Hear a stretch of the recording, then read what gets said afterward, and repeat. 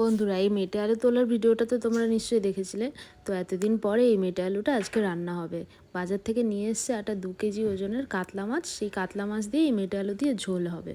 তো দেখো, এইদিকে মা মাছটাও পরিষ্কার করে নিয়েছে, আর ওদিকে মেটে আলুটাও ডুমো ডুমো করে কেটে ঘরে ভাপাতে বসিয়ে দিয়ে এসছে। এরপরে মাছগুলো ভালো করে ভেজে নিচ্ছে, লাল লাল করে ভেজে নেবে। আর এই রান্নাটা কিন্তু একদম পেঁয়াজ রসুন আদা সব কিছু ছাড়া শুধুমাত্র জিরে বাটা দিয়ে রান্নাটা হবে। তো তারপর দেখো, মাছ ভাজা তেলের মধ্যেই দিয়ে দিল ফোড়ন, শুকনো লঙ্কা, তেজপাতা আর সাদা জিরে দিয়ে তারপরে কিছুটা বাটা জিরে দিয়ে দিল। এরপর দিল স্বাদ মতো লবণ, একটু সামান্য লঙ্কার গুঁড়ো আর দিল হলুদ দিয়ে ভালো করে মশলাটা বেশিক্ষণ কষাতে হবে না, হালকা করে কষিয়ে নিয়ে এরপরে ভাপিয়ে রাখা মেটে আলুগুলো দিয়ে ভালো করে নাড়াচাড়া করলো। তারপর দেখো, নাড়াচাড়া করে দিয়ে দিল জল, আর জলটা ছিল কিন্তু একটু উষ্ণ গরম জল, একদম ঠান্ডা জল দেওয়া হয়নি। তারপরে তরকারিটা ফুটে আসলেই ভেজে রাখা মাছগুলো দিয়ে দিল। দেখো কতগুলো মাছ, এক কড়াই তরকারি রান্না হয়েছে।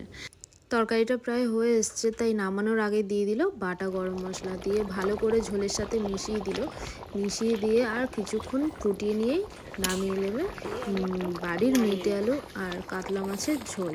তো এই খুবই সিম্পল রেসিপিটা তোমাদের কেমন লাগলো অবশ্যই জানিও কিন্তু। তারপরে দেখো, আর একটা রান্না করছে হলো শীতকালে খুবই ফেভারিট একটা রান্না, আমাদের বাড়ির সবাই খুব পছন্দ করে, চিংড়ি মাছ দিয়ে লাল শাকের টক। আর আজকে সাথে দেবে আমাদেরই ক্ষেতের ছোট্ট ছোট্ট গাটি কচু।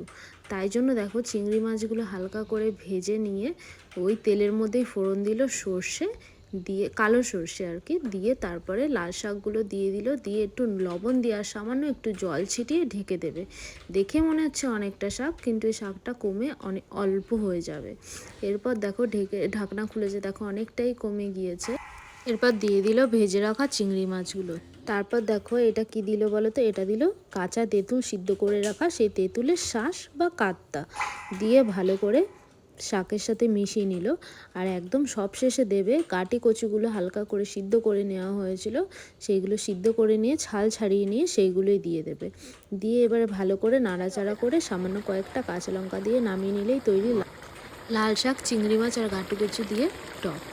তো এই রেসিপিটা তোমরা কে কে খেয়েছো অবশ্যই জানিও কিন্তু। এই রেসিপিটা আমি যদিও অতটা দেখিনি এর আগে, আমার শ্বশুরবাড়িতে এসেই খেয়েছি প্রথমবার। তো তোমরা কারা কারা খেয়েছো অবশ্যই কমেন্টে জানিও, আর কেমন লাগলো ভিডিওটা বলো।